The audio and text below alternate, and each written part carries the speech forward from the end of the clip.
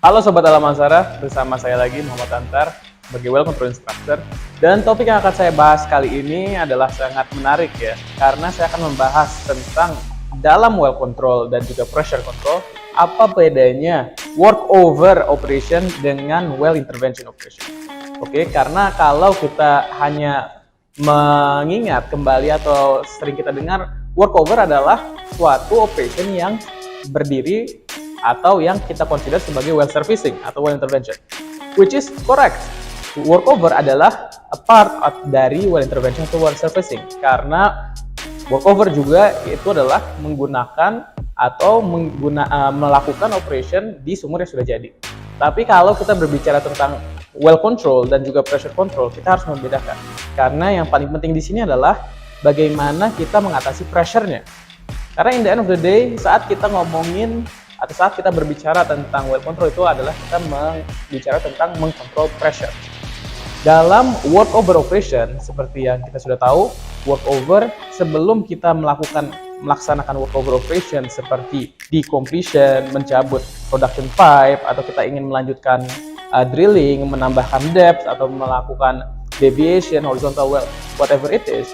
Kalau kita ingin melakukan workover, kita harus membuat killing operation, atau kita harus mengisi sumur kita dengan kill fluid agar memastikan bahwa sumur kita dalam kondisi dead well. After we kill, it become dead well.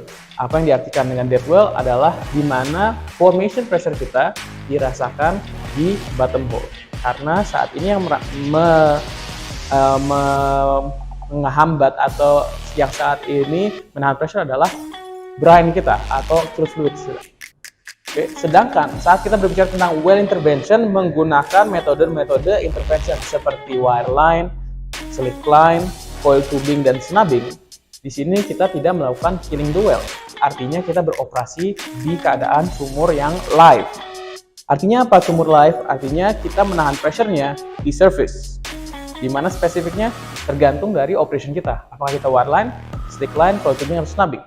Karena di setiap intervention method ini kita mempunyai namanya primary barrier. Contohnya slick line, primary barrier kita adalah stuffing box.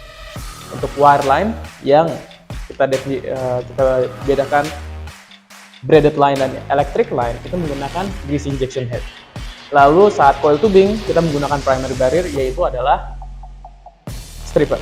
Lalu snubbing kita menggunakan 3 primary barrier, stripper bowl, annual preventer, dan ram to ram. Jadi intinya saat kita bekerja di workover itu adalah dead well, dan di well intervention itu live well. Jadi kita harus menggunakan at least 2 barrier di dead well dan at least 3 barrier di well intervention atau live well, yaitu primary, secondary, dan tertiary. Oke, mungkin itu sekian dari materi kali ini. Untuk membahas lebih lanjut lagi, silahkan mendaftarkan training di Alam Alsara dan mungkin akan berjumpa dengan saya dan akan saya jelaskan lebih lanjut. Terima kasih, sampai berjumpa di video selanjutnya.